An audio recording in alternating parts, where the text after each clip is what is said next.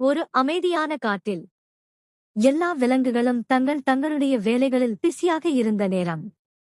அங்கே யாருக்கும் தெரியாமல் ஒரு சின்ன எறும்பு மட்டும் மெதுவாக நடந்து கொண்டிருந்தது.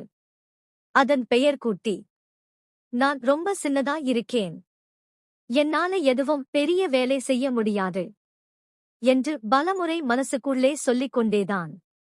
குட்டி ஒவ்வொரு நாளும் உணவு தேடி போய்கிட்டிருக்கும். ஆனா அந்த நாள் மற்ற நாட்களை விட வேற மாதிரி இருந்தது. ஒரு பழைய மரத்தடியில் திடீர்னு குட்டி எறும்புக்கு மின்னும் ஒளி ஒன்று கண் முன்னாடி தெரிந்தது. இது என்ன என்று பயந்துகிட்டே அந்த ஒளிக்கிட்ட மெதுவா நடந்து போச்சு. அங்கே ஒரு சின்ன கல் வானவில் மாதிரி ஒளிந்துகிட்டிருந்தது. குட்டி எறும்பு அந்த கல்லை தொட்ட உடனே, உனக்கு நல்ல மனசு இருந்தா உன் சின்ன முயற்சியும் பெரிய மாற்றத்தை உருவாக்கும் என்று ஒரு இனிமையான குரல் கேட்டது. குட்டி எறும்பு பயந்துச்சு. ஆனா அதைவிட அதிகமா ஆச்சரியப்பட்டுச்சு. அதே நேரத்தில் ஆஹா என்று ஒரு பெரிய சத்தம் கேட்டது. குட்டி எறும்பு திரும்பி பார்த்தது. அங்கே ஒரு பெரிய யானை மண்ணுக்குள் சிக்கி எழுந்திருக்க முடியாம தவித்துக்கிட்டிருந்தது. மற்ற விலங்குகள் எல்லாம் இது நம்மால முடியாத வேலை என்று தூரமா நின்றுகிட்டிருந்தாங்க.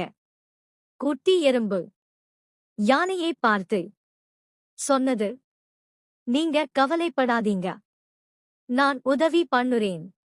யாரும் கேட்கல. எல்லா விலங்குகளும் சிரிச்சு ஏளனமா பார்த்தாங்க. ஆனா குட்டி நிற்கல.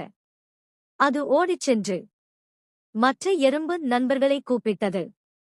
நாமெல்லாம் சேர்ந்து முயற்சி பண்ணினா எதுவும் முடியாததே இல்ல. எறும்புகள் எல்லாம் சேர்ந்து கயிறுகளை கடிச்சு மண்ணை அகற்றி மெதுவா மெதுவா யானையை வெளியே கொண்டு வந்தாங்க. யானை கண்களில் கண்ணீர். நீங்க சின்னதா இருந்தாலும் உங்க மனசு ரொம்ப பெரியது என்று சொல்லி குட்டி எறும்பை வணங்கியது. அந்த நொடியே மந்திரக்கல் மீண்டும் ஒளிர்ந்து மெதுவா மறைந்தது.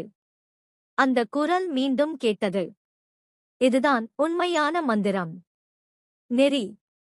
உதவி செய்யும் நல்ல மனசு இருந்தால் சின்னவராலும் பெரிய மாற்றம் செய்ய முடியும்.